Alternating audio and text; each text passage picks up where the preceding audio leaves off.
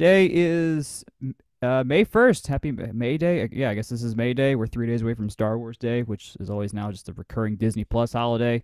I am exhausted because I was at Taylor Swift last night, but more importantly, Drew Gordon is here to talk about men's basketball stuff. So first, thanks for coming on.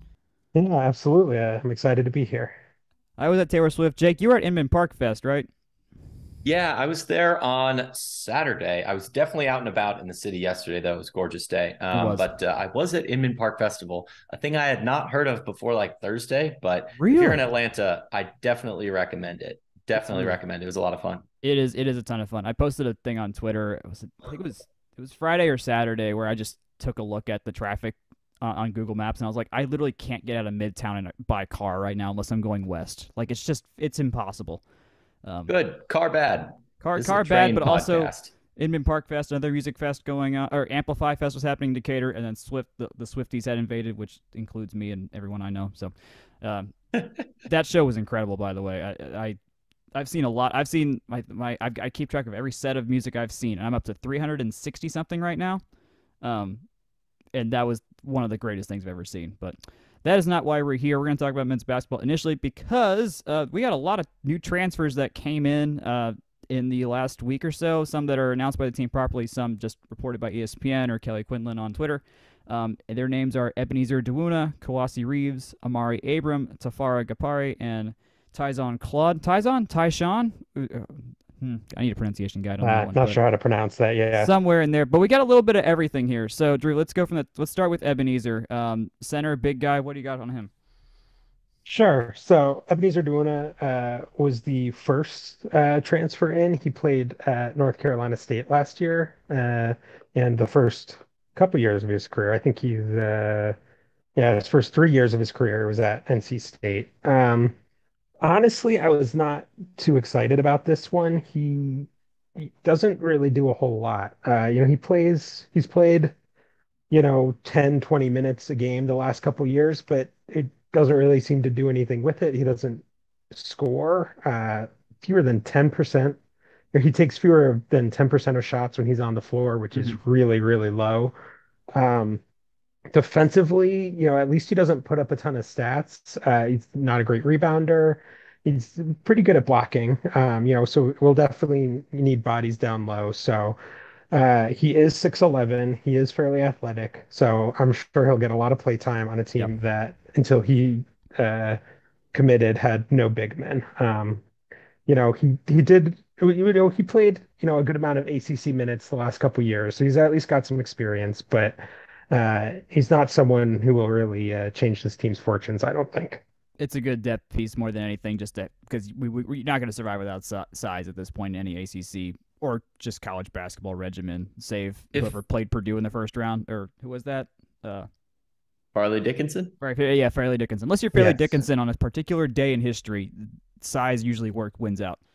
Yeah, so they definitely needed the depth, they definitely needed the size, so it's good for that. But I wouldn't expect too much out of him, especially on the offensive end. Yeah, so I had one thing that I wanted to note. I don't believe he played in the game against us, and I I don't did think pull so up the either. box score. I'm seeing Greg, DJ, Turquavion, Jarkel, Casey, Ernest, LJ, and Breon from the first names of the NC State roster. So if you think you saw him recently, you might have to go a little bit further back in the memory bank because he did not get into the floor in the NC State game at McCamish this year. Gotcha. Okay, that makes sense. Yeah, I think I was at the NC State game this year, and I don't remember him being out there. So Turquavion had a good game that day too. Kawasi Reeves. So we got front court here on the forward spot, and we beat Tech lost. I mean, who did we lose this year? I'm forgetting off the top of my head. I know we lost. I know Rodney's gone. Um, Well, Tristan Maxwell, Maxwell. Yep. Jordan Mecca. Mecca. Yep.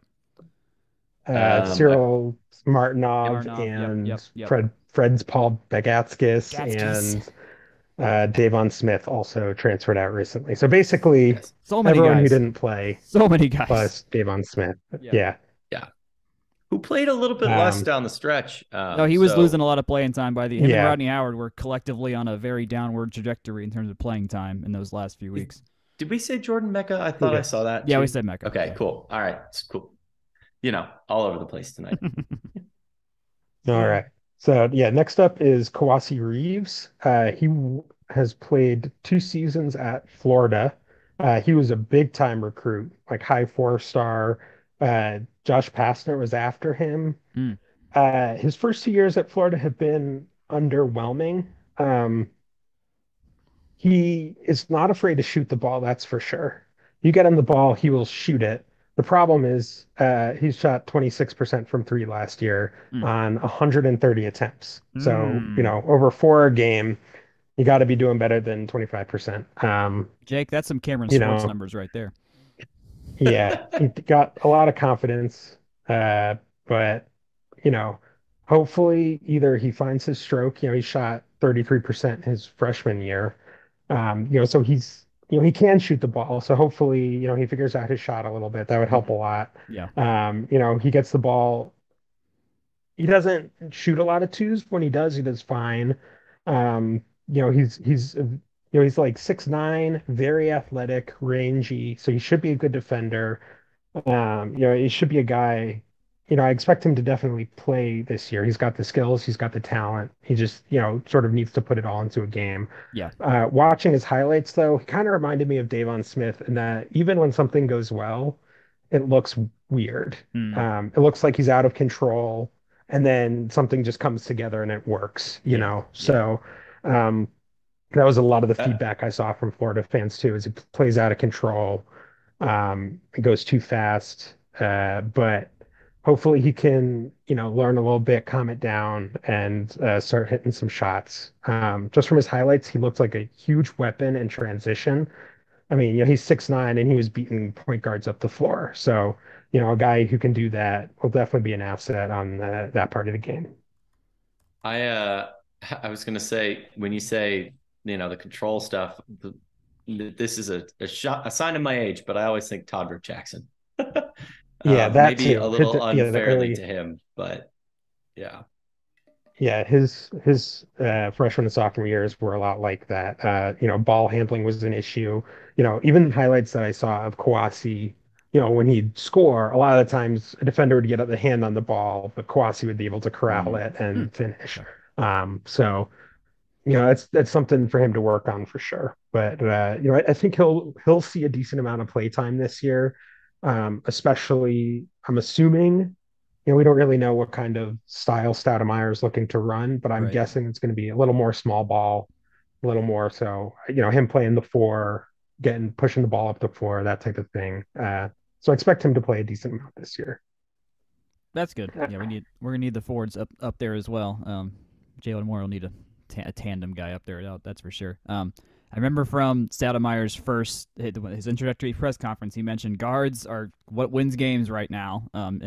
It's just it's a guard system right now to be dominant in the NCAA ball. Unless you got Karl Anthony Towns on your team or Anthony Davis. And so we, according to ESPN, got Amari Abram from Ole Miss, who might be that guard. Is that what you're feeling here? Yeah, this is the big get of the off season right now. He played 1 year at Ole Miss, and as a freshman starting in the SEC, which was a really tough conference That last is, year, it's good. he did fine. He didn't, light it up, but he did just fine. Playing 20, 25 minutes a game as a point guard, shooting guard, sort of combo guard. Um, watching highlights of him, he's a southpaw lefty. He's got a really quick shot, and Mm. that's what he shot really well. Shot 36% from three last year. Um, and from the highlight reels, a lot of those were not just spot up. A lot of them was him creating a shot Mm-hmm. and then making it, which is a lot tougher. So Yeah. it's more important to be able to do that. Um, he does struggle with finishing at the rim.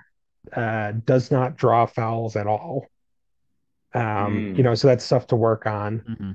Mm-hmm. He doesn't look overly athletic. He's not really blowing by guys all that often from what I can see. So it's just stuff to think of. But a guy who, you know, already has a good amount of experience as a freshman, is a good shooter. I think he's going to come in. I think there's a good chance he starts at Mm. point guard. I'm Yeah. guessing Stoudemire is probably going to want uh, Miles Kelly off the ball more this year. He's playing on the Yeah, ball a lot. he was. I'm guessing he's going to move Miles Kelly off the ball. So I'm guessing Abrams is going to be the guy to bring the ball up the floor, maybe mix it up with Kyle Sturdivant. But I think Yeah. Abrams will probably be a starter. I'm very excited for him. I'm very excited to see what he'll be in 2 or 3 years. Yeah, that's good. I mean, there was some. I remember watching. I didn't watch much SEC basketball, but of what I remember was the Tennessee Auburn game where it was like 30 to 20, like 33-24 with 4 minutes left in the game or something like that. So I know that there's just some weird, just intense games that go on there that he definitely he saw and probably had better success than we did against a number of our ACC foes as well. So. And also still rising freshman, going into sophomore year. So we're staying young up here as well. But hey, if he's got him and Sturdivant up there to kind of just do the mentor-mentee thing, plus Damon could be good. Could be good there. I will note this made like the main headline list on ESPN.com. I did not think any of our transfers would even reach that level of media notoriety, but it did. So that was cool. Yeah, this was definitely a big get for Stoudamire. And then we got Tafari Kapari, wing forward guy here. So I guess kind of this was a spot up shooter kind of guy.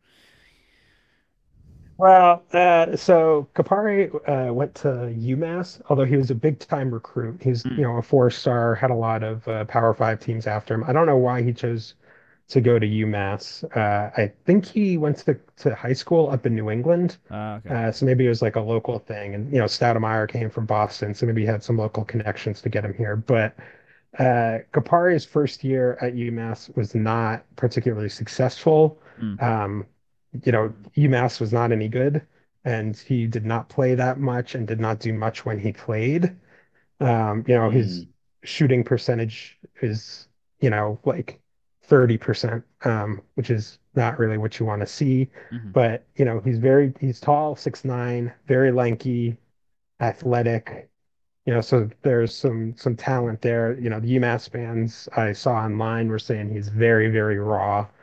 So this is, I think, a little more hopeful than the other transfers that maybe he turns into something. Yeah. I wouldn't expect to see him much this year. Maybe in 2 years he'll be better.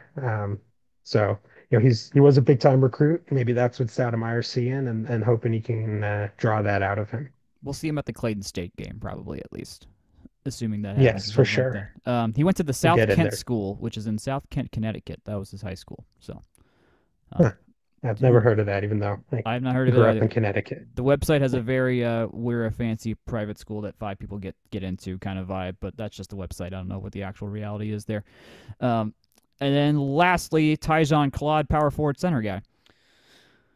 Sure. So Claude has bounced around a little bit. He spent a couple years at Morehead State, and then last year played at Western Carolina. He's he's a more classic big man, although he's only 6'8". He looks and plays a little bit like Javon Franklin did. Okay. At South Alabama. He's not quite as athletic as Franklin did. He doesn't really jump off the page like Franklin did when you watched him. But he looks to be a solid all-around player. He scored, 14 points a game last year. A lot of that was sort of post game, but a lot of it was also putbacks. He's a good rebounder. Watching the highlights, he always had good position on his rebounds. And he had, certainly had the athleticism and size to get the ball. It's gonna be harder in the ACC, but I think he'll definitely have some success there. Given the lack of big men, I definitely think he'll play a lot. Yeah. He'll probably play maybe some small ball 5, maybe some 4, but I think, the only guy who'd really play center above him is Dewuna, we talked about earlier, who hasn't exactly shown a ton. So I would guess Claude maybe starts at center, or maybe he comes in as sort of the second big man. Gotcha. But I'm kind of excited for him this year. I think this is his 1 year to play, but I definitely think he'll be a useful player for this team. He'll help them out, but he's not going to be a guy to carry the team to new heights. Yeah, it doesn't feel like we have even with Abram being a big get, like it doesn't feel like we have like it's all about this guy kind of player yet. And a lot of the games will kind of reveal a number of that. And also, listening to this in the back of my head, I'm thinking, okay, how does this work in Pastner's offense? But no, I need to just get that out of my head. Like, like in theory, we're not going to have this top of the key screen stuff with Howard again or anything like that. Like, it's going to be hopefully I would think a little bit more dynamic.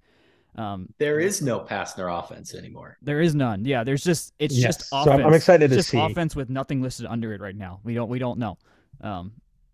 So that'll be when I was watching Claude's highlights, I was looking for some of that elbow game, some of that passing from the top of the key that Pastner really liked, and then I had to realize, oh yeah, we're probably not doing that anymore. I'm not sure what Stoudamire's offense is going to look like, but probably more dynamic. Yeah. So we'll see. Claude got a lot of his game from the post up, so I don't know if we'll be doing a ton of that next year either. Yeah.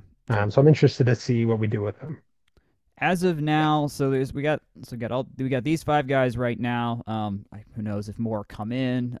We know that Miles Kelly did the semi-declare for the draft thing, where you're allowed to say, "I'll let myself get drafted," but the NCAA will let him come back if he doesn't get drafted. So there's only 2 rounds, and it's a stacked draft. It's going to be the famous Victor Wembanyama, Scoop Henderson draft. So I think if I were a betting man, which I'm most of the time not, I would not say Kelly's going to get drafted, but if he does, that'll change our scholarship allotment. So we have 2 left right now, apparently, and then 3 if he goes. So all will be revealed after the NBA playoffs when we see this go down, right before Summer League starts.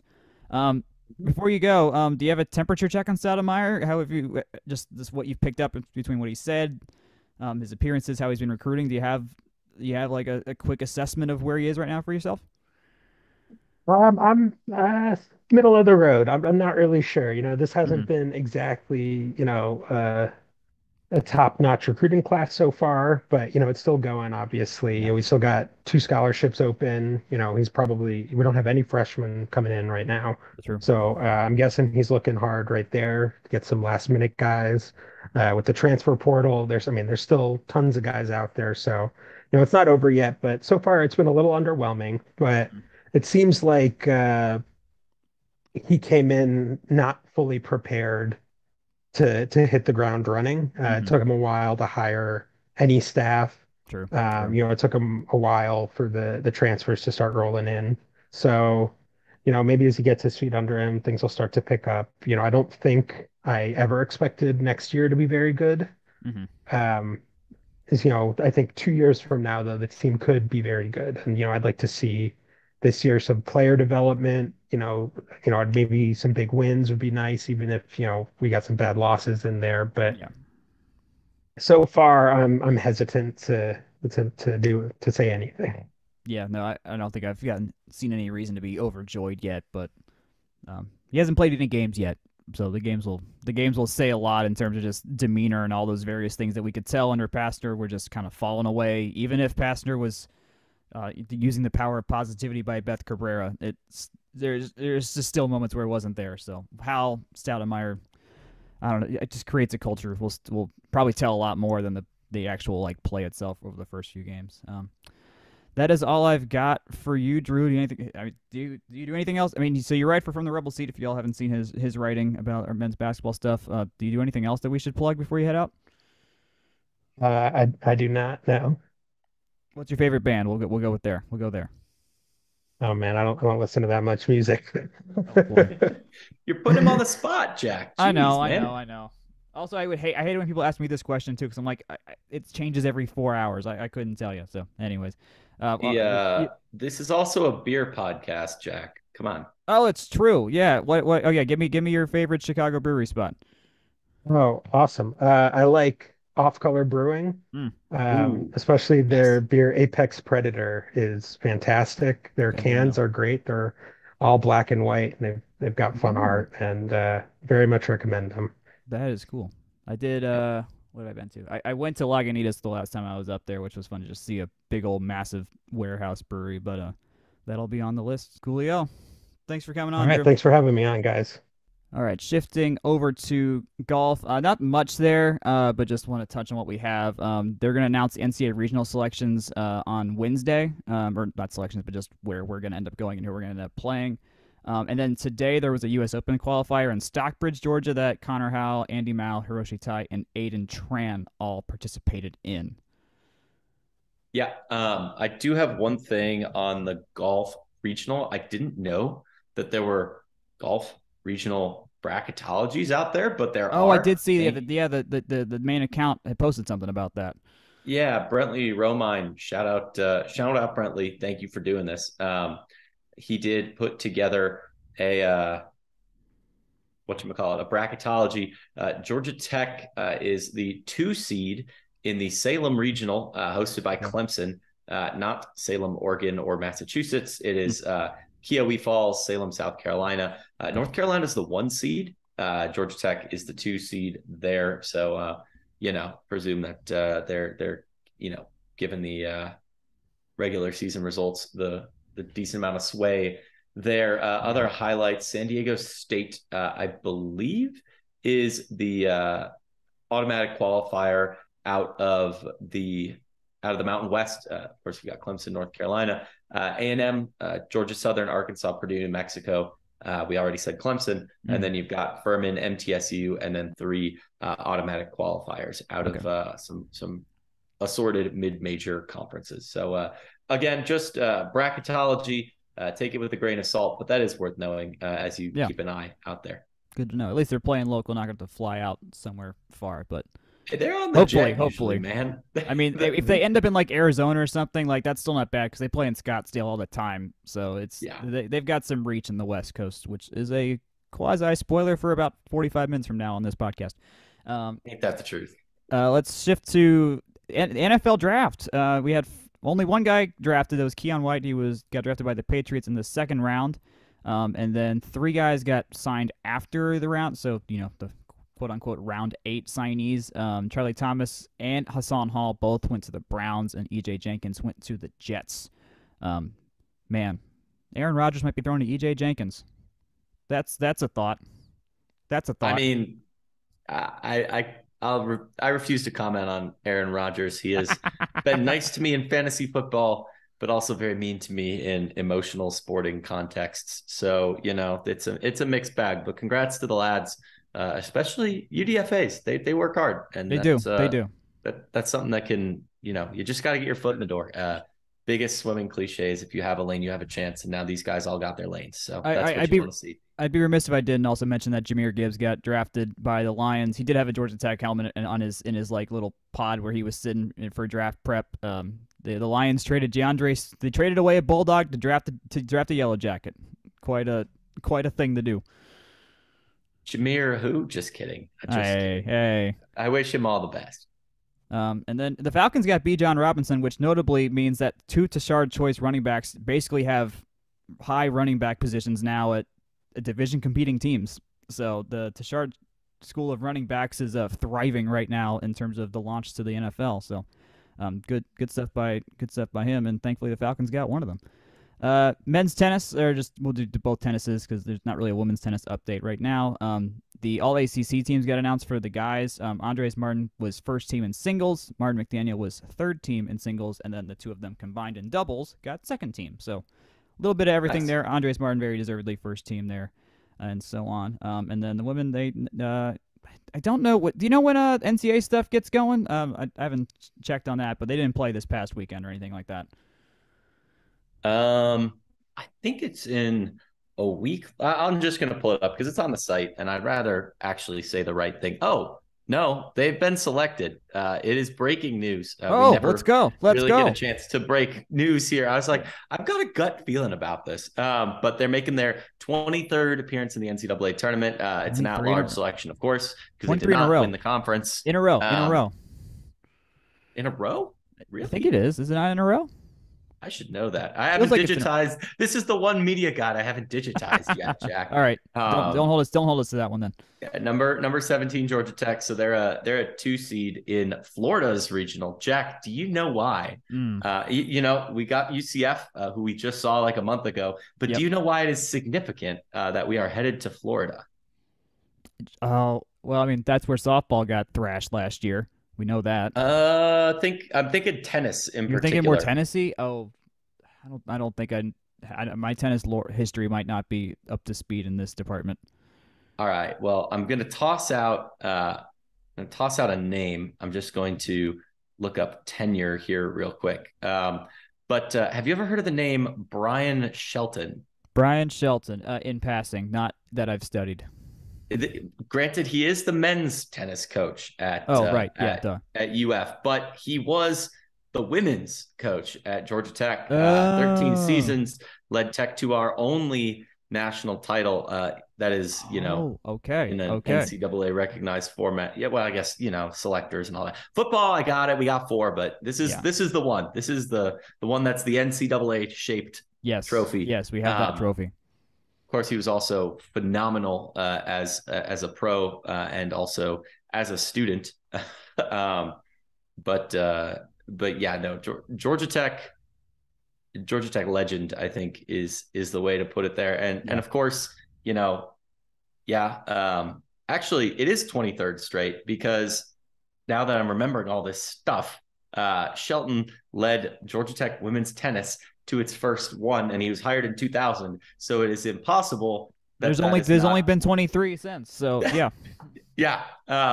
But yeah, so they were phenomenal under Brian. Granted, he is the men's coach, but that's it's at least something interesting. I do have some notes on women's tennis at Florida. They're really good. They've been consistently really, really good. It's one of the few places that Tech can lose players, if you will, and it be considered moving up. Georgia Tech kind of got close to getting one of their current players, Emma Shelton. You might recognize that as probably daughter of Brian Shelton, who we just talked about.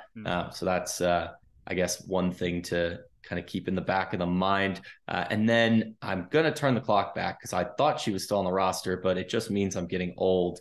Give me 1 second. I'm going back to past Georgia Tech women's tennis rosters. Well, I want to note the press release here, the thing that Georgia Tech put out on their website. It says we're the number 17 Georgia Tech, which means we were one spot away. We were one spot away. And it would have been this team that we would have taken it from, Jack. It was Florida. We were almost so close. We probably needed to win that semifinal match in the ACCs that may have put us over the hump. I'm kind of just guessing that, but we knew we were close, and we were one spot away. Yep. And anyways, the name came to me. Freshman in the 2017-18 season, Ida Jarlskog did transfer to Florida, and that is the name that I was like, oh my gosh, this literally happened. Who was it? But she was a phenomenal ranked singles and doubles player for a really tremendous Georgia Tech team, which was the last one to make the Final Four in any sport there. So interesting, just parallels.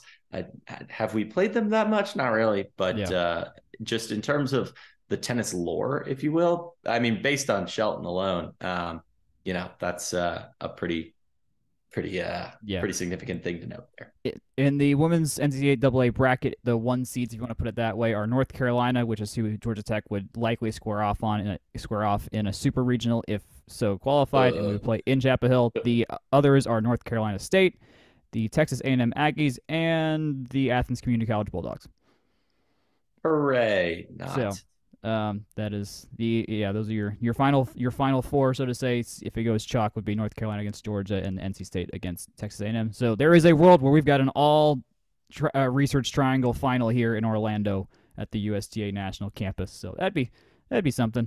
Also, two teams that are really good, so it's not out of the question. Research triangle. Oh, I see. No, Duke would be. Oh, sorry, no. North Carolina State doesn't qualify in that. That's right. I'm just collectively putting all the North Carolina ACC schools in that, even though that's not actually the case. Yeah, and where's Wake at? I know Wake is in the bottom right. Wake, they're going to play Arizona State. They're going to Tennessee. Okay. So there we go there. I see you. But yeah, no, they're. We got to beat Florida first, but that UNC potential. Another terrible draw for Georgia Tech in an NCAA tournament. It keeps happening.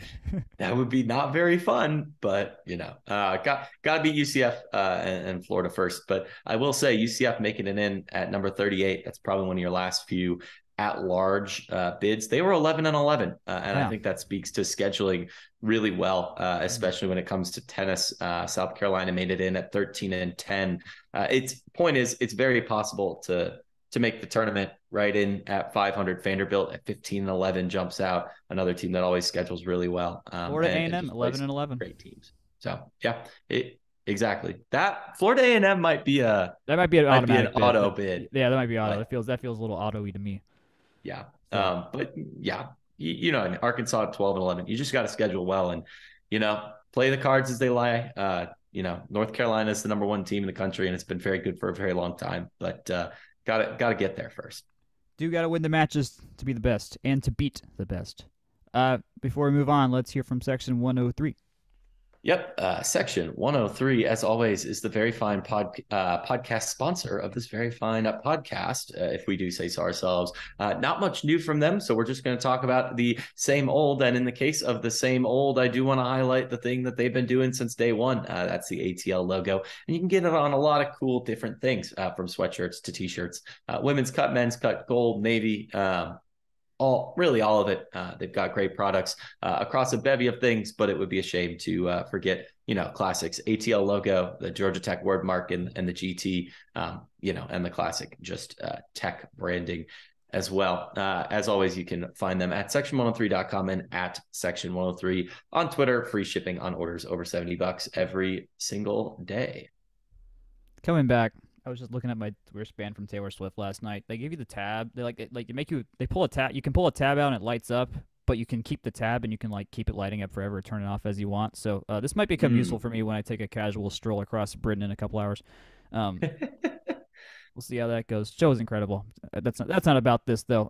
Let's go to baseball real quick. They had their Gardner-Webb series this week. It was a 3-0 sweep. Not that much to do. It was like one of those early season series where it's just not a great team, and we score a absolute boatload of runs and allow maybe more than we want, but still kill teams. The games in this order were a 15-5 win, a 22-11 win in 7 innings, and then a 13-8 win. So a whole ton of hitting, which earned Jackson Finley National Player of the Week nods by Collegiate Baseball because he pulled a Shohei. He hit .412, 4 homers, 2 doubles, 7 hits, 12 RBIs, and then on the mound, he pitched 5 innings in the game with 4 Ks, only 2 earned runs, and a 3.6 ERA. So taking care of business when we absolutely have to, just to make ourselves look a little bit better in the midst of what's been a tumultuous ACC run. I will say, you can't lose any of these games. No, straight up. Not in the slightest. I hate being you know, you got to sweep every weekend, but this is one of the rare cases, I would say, where it's okay to say you just have to take care of business, and that's all there is to it. In terms of just Gardner-Webb, in terms of, you know, where they're at, they're solid, but you know, it's a non-con weekend late in the season. This is for the get right game, and sitting at 49 in RPI, I would say that Georgia Tech has at least gotten right, at least a little bit. They have now won 5 straight, dating back to the, I would say, rubber match, but we'd already lost the series against Miami. So, you know, 5 wins in a row is 5 wins in a row. Can't turn up your nose at that, but you really got to take care of business in these next 4 against Pitt and Kennesaw State for tough end of the season with Duke and Virginia. Both Duke and Virginia they just played last weekend. It was a phenomenal series. It was on, you know, the big boy ACC network, but you know, again, no slight to Gardner-Webb, but you had to take care of business. They did. Don't love giving up 11 runs and 8 runs to Gardner-Webb, and I think that's an okay place to be in. Gardner-Webb is 149, in RPI. So props to them, at least in terms of, you know, keeping their head above water. Top half of D1 baseball in terms of playing a pretty tough schedule too, all things considered for him. I watched some of that Mercy Rule game, and that was just a weird one to watch because what took 5 innings in gameplay there felt like it took what is the entirety of an MLB game right now. It just kept scoring and kept scoring and kept scoring. Yeah. It just didn't stop. It was, I mean, the Mercy Rule is merciful. I'll put it that way. It was also a bark in the park game, so what a game to bring all the dogs to. The longest 7-inning game ever. Hey, they're the running Bulldogs at Gardner-Webb, so maybe a little bit fitting there. I wouldn't want them to be at the UGA game. I feel like that's a little too on the nose. It's a little on the nose. Gardner-Webb's fine. Where do we sit in the USI situation? Yeah, so a note about the USI: it's not designed to predict every seed practically perfectly.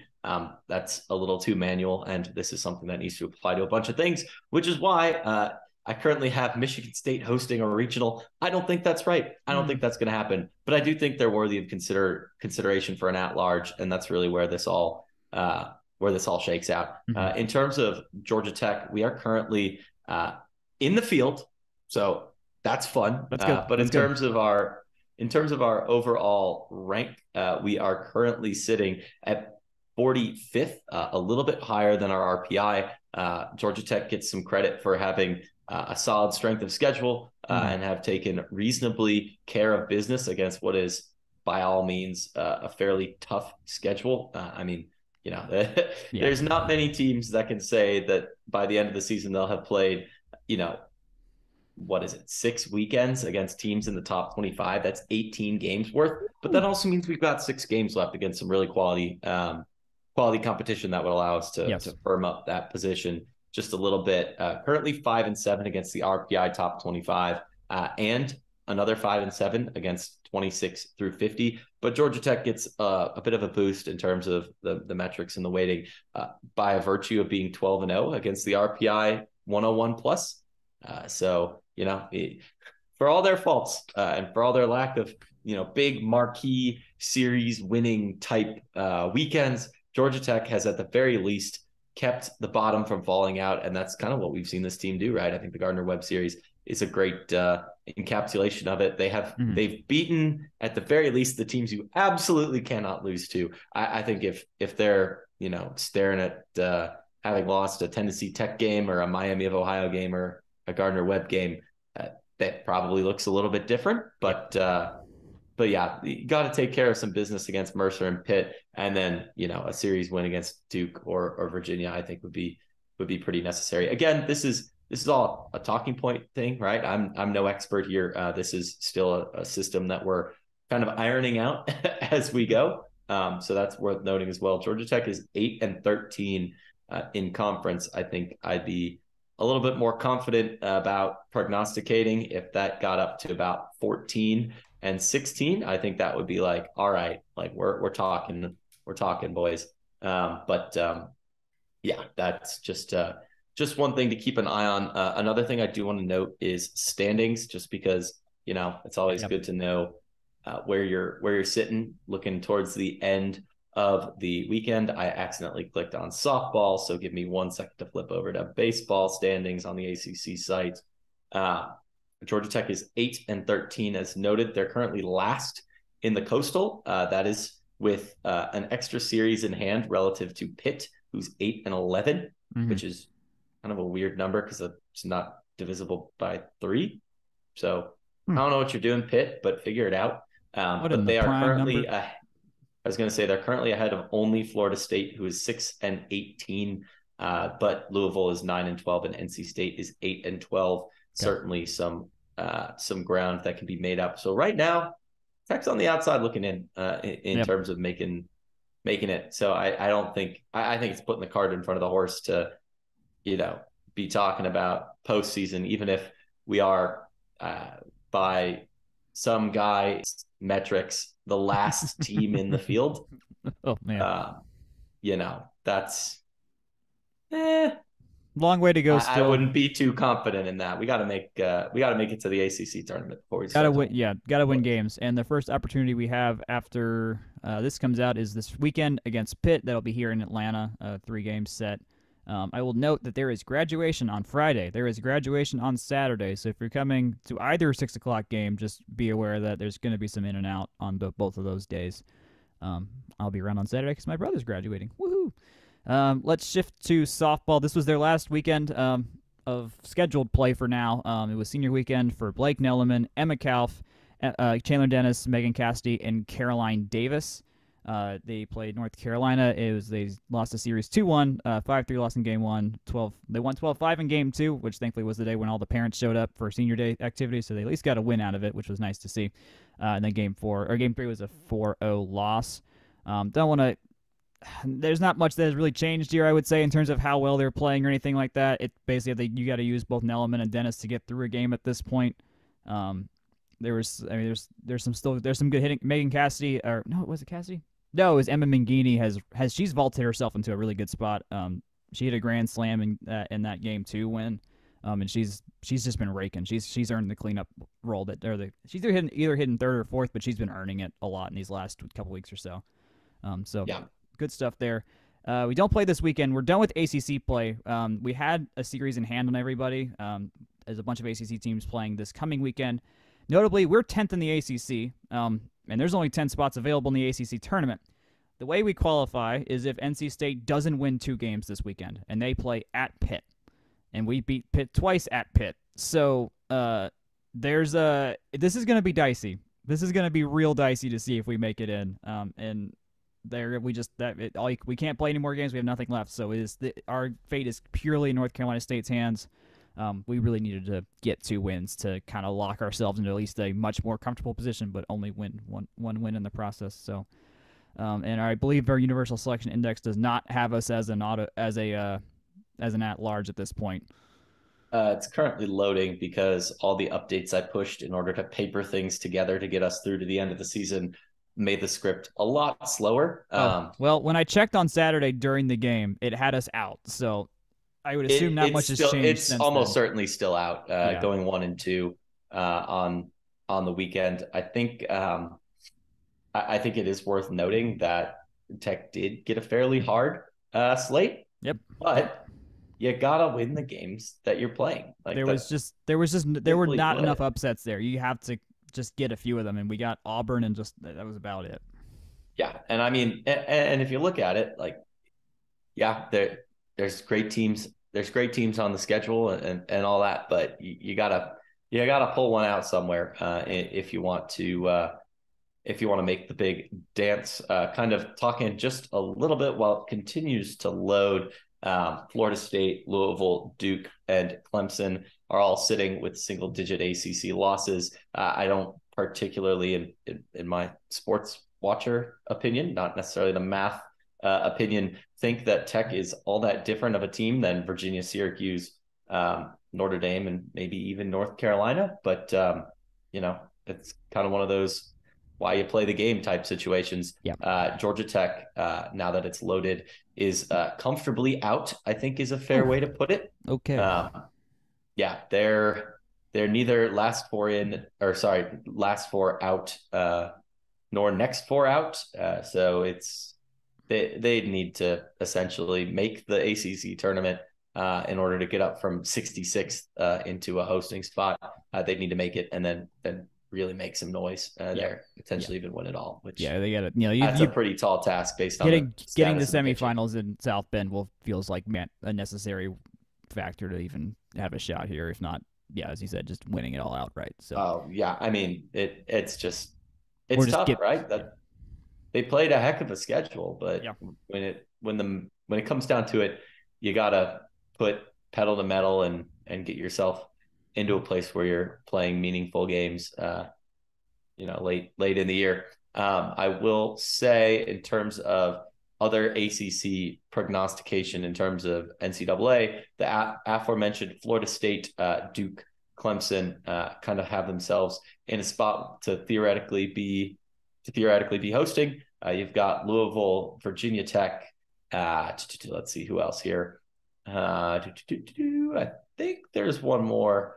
Notre Dame. That's what I was forgetting in terms of the field. So looking like a little bit lighter of a field than it has been in recent years for the Jackets. But a lot of teams we played on the might make the tournament list here, just in terms of ones that are jumping out. So it's a testament to scheduling well, and I think there's some regression in the mix too. So I wonder if I would want to know like do a stat like a season by season stat comparison of our pitching and just hitting, it somehow adjusted for schedule, if there's a way to neutralize that or something like that, and see if there truly was a decline in the pitching like the stats have shown, or if that's purely because the average talent hitter we faced was remarkably better than last year. Not remarkably, but better than last year. I mean, they did play a pretty tough slate, so gotta give them their flowers on that at least. Yep. With women's basketball today, there was a new assistant coach announced. His name is Michael Scruggs. It's just the term they gave him, assistant coach. He was at Purdue for the last 4 years, where he primarily worked with the guards. And while he was there, the Boilermakers 2 seasons ago set their program record for 3-point shots made. So it's mostly due to him. He was also one of their chief recruiting coordinators for Purdue, which may not be the hugest thing we need at Tech because we got Nell Fortner, but it certainly does not hurt to have a good recruiting coordinator from the Big Ten come in as well. And looking back at his resume, he did work under Pat Summitt at one point when he was in college at Tennessee. So cool people that he's worked under. And I forgot to mention last week that we got a pretty notable transfer from Boston University named Sydney Johnson, which makes it 2 straight Boston area 5th-year guard transfers that Nell Fortner has gotten after Cam Swartz last year. Sydney basically is kind of the Cam Swartz thing here, with shooting threes, makes free throws, but she also defends really well. She was an all-defense team in the Patriot League last year for Boston. So good. So I have a more detailed analysis on our website from therumbleseat.com if you want to check that out. And then Penn Relays, we actually have some. I don't know if you've seen, Jake. We actually have some records to say that happened here. I have not seen. Why don't you tell me? I will tell you. Helena Lindsay ran a 9:59:39 in the women's 3,000-meter steeplechase. That is a school record. This was on Friday, and Zach Yeager won the 3,000-meter steeplechase for the guys in 8:40.74. So steeplechase is a phenomenal event to watch. It's probably my favorite one to watch. I love it as well. I'm just former distance swimmer too, you know? Yes, yeah. It is. It's fun stuff. Just looking through the other stuff they announced here. Sheila Harris got second in the women's 100 meters with an 11.66. And then our 4x400 relay team for the girls qualified for the championship round. I'm just thinking about seeing this chronologically here. And then let me go to Sunday, Sunday. What happened here? 4th place in the 4x800 relay for the girls. They ran that in 8:50.84. And then Sheila Harris again got second in the actual 100-meter championships with an 11.57. And then Jameer Gibson, who we've mentioned a few times for his weighted throws and all that kind of stuff, setting records. He got 4th in discus with an 18.12 meters. And then Shanti Papacosta, or was that? He got 4th in discus, and then 18.12 was his shot put number. And then Shanti Papacosta got 2nd in the women's high jump with a 1.74. And that is all I have there for Penn Relays. So, we did good at the most popular track and field event that isn't the U.S. Olympic trials. So pretty good. I'm a big fan of the Penn Relays. It's a cool stadium. I would love to spend more time in Franklin Field. It's a good event. Drake Relays is also a big one in terms of this time of year. I don't know why my brain lumps in the Indiana University Little 5 bike race in there too. Little 5 is the only thing that rivals the Mini 500 in terms of just student run crazy rate. And they get their sports media school into this. They do a full broadcast production. It is the coolest thing. I wish we had something like that. Theirs is more like a sporting event, and ours is more of like an engineering event. No, it's like, can you engineer this? How well can you break the rules? A la the team that didn't break the rules but broke the rules last year with their two-wheeled bike, and other stuff. Anyways, yeah. I'm not allowed to comment. I don't know what the statute of limitations are on being a Mini 500 judge. from just the absolutely unfounded rumors I heard, it technically was legal, but who the hell knows? Did they get booed? Knows. Yes, they got booed. So I think that feels like that should give the spirit of the rule enough credence there. Oh, Jack, I appreciate the fervor. That's what counts, right? It's the best time. It's the best time. Speaking of good times, earlier, what was it, last week? Yeah, last week I got a chance to hang out with Connor Howe after they won ACCs and got to talk to him just about that experience and what they're going to have going forward. So let's dive into that. With us today is the a recent ACC, the most recent Georgia Tech ACC champion, Connor Howe, part of the senior golfer, part of the team that beat Wake Forest to win the ACC title up in Pinehurst, North Carolina. So, congrats and welcome. Yeah, thank you. Thanks for having me. Firstly, is this your final semester? I saw. I know you're a senior. I know you're a senior in the classification. Do you have another year of academics to go, or is this it for you in the next week? No, this is it. I'll be walking across the stage next week, getting my diploma. So this is my final semester. How has that felt? Just like, I mean, you're a business major, correct? Yeah, business finance. Gotcha. That was mine too. Was your last semester like a little bit easier than others in the past? Just like wrapping up the last loose ends to get there. Yeah, this last semester has been pretty nice. I've only had one class just because it's all I had left to take. Yeah, it's been a little bit of a lighter load than most of my time here, it's been nice been able to enjoy that and take it a little easier on the books. Does that translate to just more time on the course and in the practice range? Pretty much, yeah. It allows me to play more, practice more, and then just not have to worry about that or have that in the back of my mind. Yeah, like years past. That helps. That I wish I had time to play a crap ton of golf when I was in college. That would have been great. Y'all were the 12th ranked team coming into the ACCs in the country, and then y'all just demolished in stroke play on that final round. Y'all posted a 13 under and won by 16. Did that feel like it? Because I know it wasn't the lead wasn't that large after the round before. Did it come to a surprise to y'all at all that y'all just collectively just completely ran away with it at the end?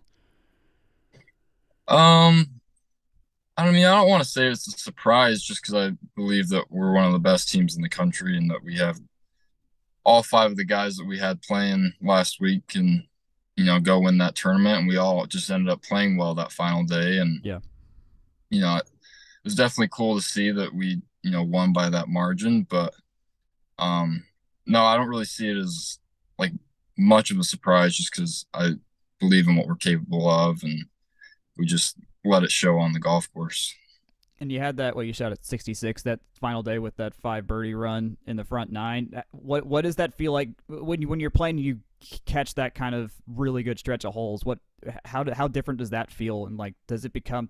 Does your brain like transition to I'm shooting for birdies, but like, does it feel like every hole can become a birdie hole for you when you're hitting that well? Yeah, I mean, you kind of just birding 5 holes in a row. I mean, that's pretty rare. Like, that doesn't happen very often. And you just kind of get in that rhythm, get in the zone of, you're not really thinking about mistakes or making mistakes, really. You just kind of see the hole for what it is and like, all right, how can I attack this hole in the best way? And just, you believe, at least in my case, when you are on a run like that, you just believe you can make every putt or hit every shot close. And it almost frees you up a little bit. Does the hole actually look bigger to you when you're in that when you're playing that well? No, I mean, it doesn't look bigger to me, I would say, but it's just, I think it's more, there's less second guessing. Like when you have a putt, you feel like you know what it's doing, or you can see it easier. I don't just really know what the science or behind it is, but it just, you're not really thinking as much. You're just kind of looking at the shot for what it is and then reacting. How much easier is it to read the greens after a couple of days of playing it at that point when you're in the 4th round? Yeah, it's it's on greens like that, they were pretty fast. We got a lot of rain on that second day when it ended up getting canceled. But yeah, when you're playing a course that has greens that are fast and slopey like they were, just over time you're going to get more and more comfortable on them. And I think that was the case for me, in the practice round, even the first round. I wasn't putting great. And I think just, once you've played 54, 72 holes on them, you just get more and more comfortable as to how much break to play and how fast they are because you've hit so many putts. That helps, yeah. And then, so you had the stroke play portion, and then it shifts into the match play portion. I know y'all played some other match play matches earlier in the year. Does that help you? Did that help you in the moment to be like, okay, I've done this before. Whatever that mental switch you have to take is. Was that easier for you, or was that just I've done this enough times? I already know what to do. Yeah, I thought it was, a week before ACCs 2 weeks ago, we had some teams come down and do some match play matches. And, I thought that was huge because, in golf, we play match play once or twice a year if we're lucky. Yeah. And it is different. I mean, the strategy that goes into it and how you approach the golf course and just trying to beat the guy across from you, it is different. So I think being able to play those matches a week before, the conference championship was big, just to kind of get in that rhythm of what it's like in that arena and having to play, the man more than the course. And I thought it was really helpful. Do you have a preference between stroke play and match play if you had to pick one for a competition? I like both. They're both so different. I don't know if people or the average golfer realizes just, how different they are. I wouldn't say there's one I enjoy more than the other. Maybe stroke play just because we do it more, but match play, it is exciting just because we don't get to do it very often. So the chances you get to, you really want to make it worth it, and just it's completely different. So it's fun to kind of switch it up a little bit. Yeah. Do you feel a bit more pressure in the match play setting just because you only have to beat the guy that's tracking you on every hole, and it's not just somewhere else on the course you're playing some guy you can't see? Yeah, I mean, I wouldn't say there's more pressure. It's just you're in such a different mindset because, the guy you're in stroke play, you're trying to, play each hole the best way you can, make birdies, move up the leaderboard. But, in match play, the guy you're playing can make a 7 as long as you make a 6. Yeah. You win the hole. But in stroke play, that you make a 7 or a 6, you'd probably be upset or it's gonna hurt you a lot. Yeah. So y'all win the stroke play. Hiroshi almost wins the gold the podium on that one. And then y'all play Duke, win 3-1-1, good looking match. Sadly, we're the one in the loss column at 2-1 though. But take me through that match though, and how you were feeling, because 2-1 certainly is still a very competitive match. It's going down to the final holes. Yeah, I felt good in that match. I played pretty solid golf. Just the guy I played against just played better than me. That's really all it was. I think we finished up on 17, and I think he was 4 or 5 under for that round. I mean, I know we're giving putt close, but it's not really that I played bad. It's just, I had 2 up lead going into the back 9, and he made some good birdies, and I made a small error or two, but it was more just I got beat, and that's just kind of how it goes sometimes. I wasn't really disappointed with how I played. It's just the guy I went up against played better. Yeah, that makes sense. I've always wondered this. Do you have like a range in your head at which you'll give a putt in a match play setting, or is it you just see how a guy's playing that day and how you want to psychologically deal with that?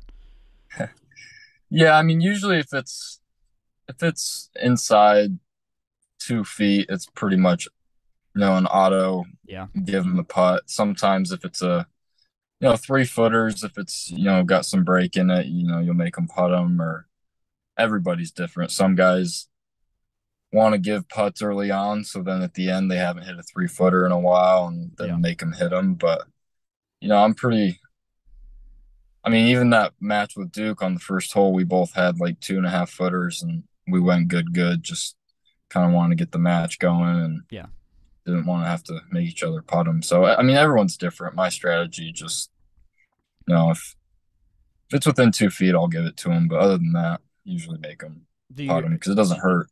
Yeah, true. In the case where when you get into later holes, does that thinking change at all? Like if you're down to the wire, will you make them like I don't care, you got to make these putts now because I just need to, that's the only way you stay alive in a match?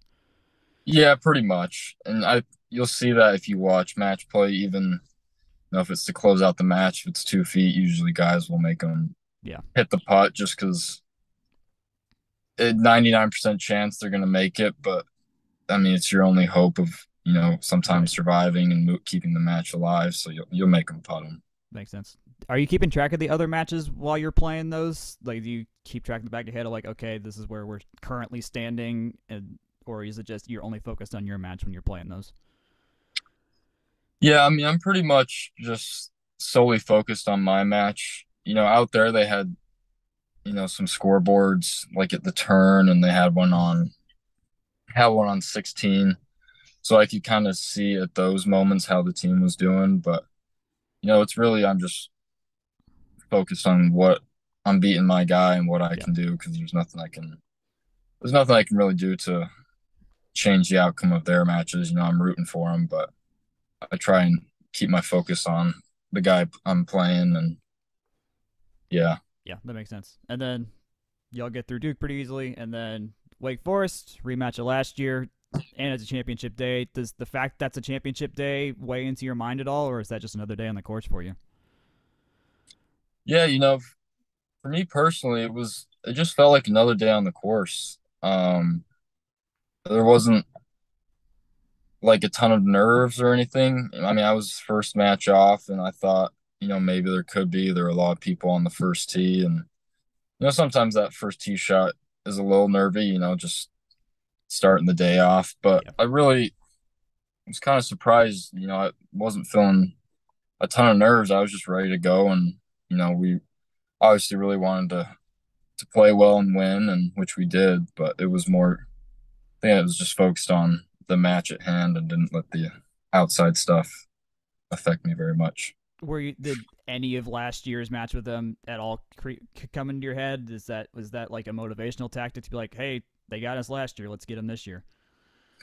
Yeah, for sure. I mean, that's definitely been on our minds for the last 364 days leading up to that championship match. I mean, we were so close last year to lose in a playoff, and we wanted it so bad. And a lot of these guys, we won the conference championship my freshman year, but other than that, like, no one else really on the team has a ring. And so I know Yeah. these guys really wanted one, and wanted to beat these guys. And also, I think we've had 6 runner-up finishes this year, and Mm-hmm.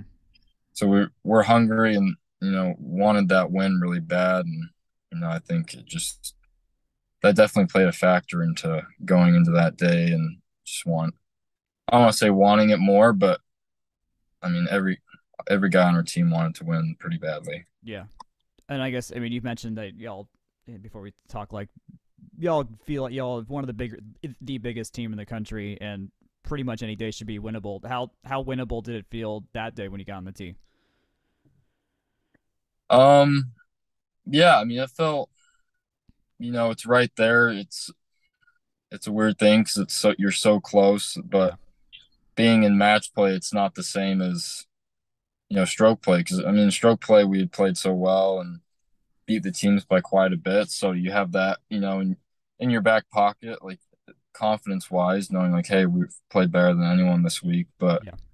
going into that championship day, I guess that all kind of goes out the window. You still have that belief and that confidence, but it's just more you got to take it one shot at a time and just try and beat your guy. Yeah. When Steelman had that putt on 16, were you like when you see those when you're tracking with another player when your match is done and everything? Are you like playing the whole like in your head playing the holes alongside him, or are you just watching and just in whatever bucket of nerves, maybe not a bucket of nerves at that point? Yeah, I mean, we're definitely, we were up on, me and my couple of my teammates were up on 17, watching Bartley finish up and close out his match, and then we could see across the pond, we could see Ross, duking it out with his guy on 15. And so we're definitely kind of doing the math in our head, like, all right, this is what he's at. He's got to make this putt. Okay, going into 16, Mm-hmm. he could, if he wins this hole, it's game over. And kind of, what we, just what we think, the best way to do it, or we're just trying to play out every scenario in our heads. I mean, your mind's racing. You want to be that close too, with like on 16, you're one hole away. You can basically taste it, but there's definitely some nerves going because you want it to be over and Yeah. have that win. But Would you rather be the guy that has to make that putt, or do you want someone else to be the one to make that putt? Um, I mean, yeah, I mean, I'd like to be someone who makes that putt, but it's different in this format because we're, trying to win this as a team, and whether it's me or any other guy on the team that makes that putt, Yeah. I really couldn't care. It's just we're trying to achieve this together as 5 guys that have wanted this all year, and so when it comes down to making that putt, it doesn't really matter who makes it because we're all doing it for each other. And, Yeah. When I was happy to see Ross do it, being the anchor match, and when he played really well. when y'all were on 16, how did it feel once that putt dropped, and could you tell before it dropped that it was going in? Yeah, it was a pretty surreal feeling, just because of how close we were last year to not get it done, and then also the putt he had was not easy, and No, it's not. we could barely see the hole from where we were standing, but when it was a couple feet out, it looked really good, and then just to see it drop was, I mean, a cherry on top. It was a pretty special moment. I'm sure something I'll never forget. They look on TV. The angle they had was he's a righty. See, the angle was parallel with it, and so you could see a little bit of the curvature, but at the last few feet there, it started looking really good, and to get a sense of how large the bend was. And yeah, no, I mean ACC title number 19, which and Tech has not exactly. We had the men's basketball title a couple of years ago, but it's, I mean, as you mentioned, like there's only been one for y'all since your freshman year. And I mean, how does it feel to get some actual hardware back on campus? Yeah, I mean, it feels great. We feel like we should be there contending, trying to win every year, and it feels great, especially being the first win of the season for us. Yeah. I mean, that was kind of our, I guess, speech going into this was like, we're a really good team. Just because we haven't won doesn't mean we're not good enough. And, what a better way to get your first win at conference championship when it means the most. And yeah, I mean, it feels great to be able to bring that trophy to Georgia Tech and get this program back on top in the ACC. And yeah, we're just really, really happy about it. I know you only have the one class right now, but were your other guys were people coming up to y'all once y'all got back to campus this past week about it? Yeah, we actually the day of the championship match, we had a student athlete dinner that night back in Atlanta with all the student athletes. So we ended up going straight to that after we flew back from North Carolina, and we took the trophy with us and walked in, got a standing ovation. Cool. So everyone was giving us some props, and we've had people saying congrats all week, which is pretty cool. That's awesome. Which, I mean, I should have just sat on campus and just wait for y'all so I can tell y'all that in person. But anyways, let me. Oh, you got NCAA regionals next. We got some time. Like it's in mid-May. What does preparation look like for y'all right now? Is it like some downtime, but mostly just practicing with the time you have available? Yeah, it's definitely, some downtime. Final started yesterday, so a lot of the guys will be wrapping that up this week and next week. And then, yeah, we're just going to be just some downtime, just playing a lot, trying to, dial up the game and get ready for regionals because, you got to play well there. But it's, yeah, it'll definitely be, probably a little more relaxed. Just because with regionals and with NCAAs, those are long weeks, and don't want to be burnt out. So just trying to stay sharp and just keep the game ready. Is there a specific part of your game you're focusing on more than others that you want to get to a better spot by then? I mean, I wouldn't say there's, even if it's like 80, even 80-foot putts, like the stuff that you wouldn't make usually, but still may as well, you got time. Yeah, I mean, there's definitely some parts of my game that I'm gonna really try and work on to get ready for NCAAs out in Arizona, just because we've played there the last 2 years and know what that course asks of you to play well that week. And so yeah, just gonna be working on making sure my wedges, knowing how far they're flying, and getting some, fairway finders shots I can, hit in the fairway, whenever I need to, just to get the ball in play out there. Because if you're not in the fairway out in Arizona, it makes it really difficult. So really just going to be working on, knowing how far my ball is flying and, hit it as straight as I can. So don't we all wish we could hit it straight all the time? yeah. Still working on that. My last driving session, the driver was not going the way I wanted it to go all the time, but yeah, it happens. It does happen. To wrap up, let me ask you some tech favorites. I always ask anyone I talk to what their favorite stuff is. First favorite, you have a favorite class you took while you were at Tech? Favorite class? Boy.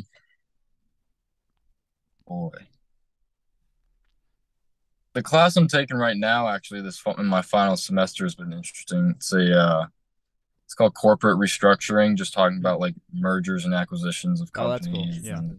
Yeah. It's been interesting, and I've had this professor before, and I really like him. So it's been a good class, good way to go out. That's a fun part about Scheller. I think I had two of the same professors my last year, which was just it's fun to get that nature in Scheller where you really get to know a few professors really, really well, and they stick around for you. So that's always a really fun part. Yeah, totally. Do you have a favorite? Let's say outside of maybe the golf facility in Scheller, do you have a favorite building that you liked frequenting throughout your time here? I mean, probably the weight room. Yeah, I mean, we spent a lot of time. It's probably a great weight room. Yeah, I mean, it's it's under the football stadium at the other end of the end zone. And right. Yeah. Yeah, I mean, it's the guys in there. The guys that train us are great, and just love spending time in there. And we spent a lot of time in there too. So I'd probably say that's my favorite spot. Cool. Is there a favorite restaurant or food spot, either on or off campus, that you hit up the most, or just like I'm gonna die with this meal? I mean, it's not on campus, but there's a Chipotle over here by our practice facility. And yeah, I'm there a lot too. I've definitely hit that a lot in my 4 or 5 years here. So that's I'm very thankful for that place. It's a very, very good place for athletes to eat, just in general with what they have to serve there. So that makes perfect sense. Is there a favorite non-golf moment from college you had? I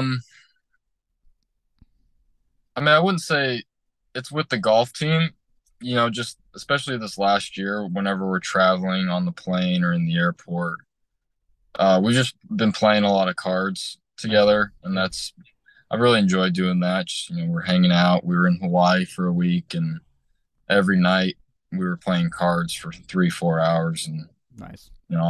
Really enjoyed doing that with the guys. So yeah, y'all do have, I guess, the most extensive by miles, like per trip travel schedule compared to the rest of the teams on campus. But y'all get some great places to go to. So that's really, really cool for y'all to have that. That's all I had on my end. Congrats on graduating this coming weekend. I'll be there for my brother, so I'll probably see you walk at some point. It's congrats on winning. It was really cool to see that. I had a fun time watching on my monitor while I was doing work, just to see all those putts going and y'all playing the lights out. So we'll be watching them in May, and hopefully y'all bring back some more hardware. Awesome. Well, thanks for having me on, Jack. Really appreciate it. No problem. Coming back, Jake just did a gator chomp. I was going to go for the clap. No gator chomps. This is Gator Hate Week. I am a women's tennis stan. This is that. No love for the Gators except for Mr. Shelton. He could be loved. Always. The last things we have, Carson, my survivor corner. Carson's still in the game, and he's getting in better power positions. It's getting real fun now. The game gets more dangerous every day at this point, but the rewards are much greater as you go on. So, I gotta ask: should Mr. Bat be getting ready to give him a call and say, "Hey, do you want to have like the Carson third base dugout or something like that?" Oh my goodness! Well, the prize money would afford it. After taxes, it wouldn't be that much. Also, the kid's 21 and like about to go work for NASA, so I think regardless, there might be a phone call if he wins or not. in not immediately, but like in 10, 15 years, something like that. I don't know. Whoever's Just, Kimbrough, Garrett, et cetera, exactly, right? exactly. But no, if you're watching, I'll have my recaps up. It's a fun time. And then, I mean, no one will know this because this is posting on Tuesday, but there's a casual stroll in front of Britain at 10 o'clock tonight. So that's my plan in about 2 hours, is to head over there and do absolutely nothing in front of a dining hall. And my plan is to go eat some dinner because I'm still in work clothes. So. Oh boy, you are. That is true. And the glasses. He's got the Clark Kent look going on, guys. It's. I'm not used to the glasses. This a new thing for me. That's part of being a working man, getting your health care and all that. So I guess it's self-care. This is a good plug. Do self-care. Take care of yourself, people. It is. It's important. Yes. Do that. Akshay's doing that, but Akshay's doing that by seeing every English soccer stadium known to man this week on his London vacation. Not to dox him, but I don't think we have any London listeners based on the maps I've seen. So hope he's having a good time out there, experiencing all the good stadiums. I expect literally no less from him. I do want to say one more thing before we close it out, just because it is important, and you should definitely tune in. I want to get the dates right, though, so I'm verbally stalling while Twitter loads so slow. And in the meantime, I'll verbally stall by shouting out Georgia Tech lacrosse Twitter. It is the far and away easiest place to get any club sports news. They do a phenomenal job of keeping people informed and all that, and it's how I stay in touch myself. In terms of that, I have completely let it slip that I want to plug Georgia Tech men's lacrosse. They, as expected, given that they won the SELC and got the auto bid, but they will be going to the MCLA tournament. They'll face Texas. I believe that's in Round Rock. Yep, Round Rock. That's kind of the usual spot for that. They're the number 2 seed, so they are right at the top of the list. Oh, they're tied at the top. So right. I guess they flipped the coin between us and the Hokies. We're first place alphabetically, but second in the seed line. So, your mileage may vary. But yes, Tech does fall to number 2, but they will be playing out at the MCLAs. So that is definitely something to look out for. I will plug as well that their GoFundMe is live. Yes. That may be something we can link here. I don't know, but if you are so inclined, go check that out. They are a phenomenal team. They did win the SELC again. Probably the best team in all of Breast League, in all of club lacrosse. So definitely something that you should check out. I'm trying to find a date. When is? I don't know either. First, as I mentioned last week, first trophy since whenever Swim Club last won a title. So yeah, that's a good trophy to have. Actually, this isn't the national title yet, so I guess they're in the mix for the first national title. Again, if you are so inclined, go check out their GoFundMe. It's something that goes a really, really long way. Again, that's next week, the 8th through the 13th in Round Rock, and they've always streamed it. I'm sure that's something that you could check out. MCLA.us. I think it's /tournaments. But yeah, go check out streaming. Definitely something you're going to want to tune in to watch. I think the times are posted as well, so go check that out. Sounds good. On Friday or Saturday, I haven't decided yet, I will have another interview posting with, if you know who I'm talking about, the Georgia Tech Player of the Year as named by Georgia Tech, and I'll leave it at that. Jake, take us home. Ooh. Yes, I can't wait for that interview. I'm very excited. I'll leave that there as well out of respect to you, Jack.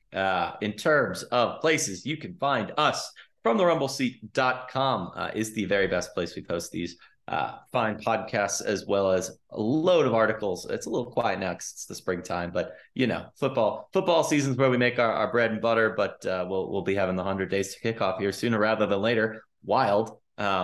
In terms of other places, you can email us from therumbleseat@gmail.com. We read all those. We love your feedback. It's very, very valuable for us in terms of what we do here. Keep in mind, we are looking to cater our summer content to what you guys want to see. So let us know.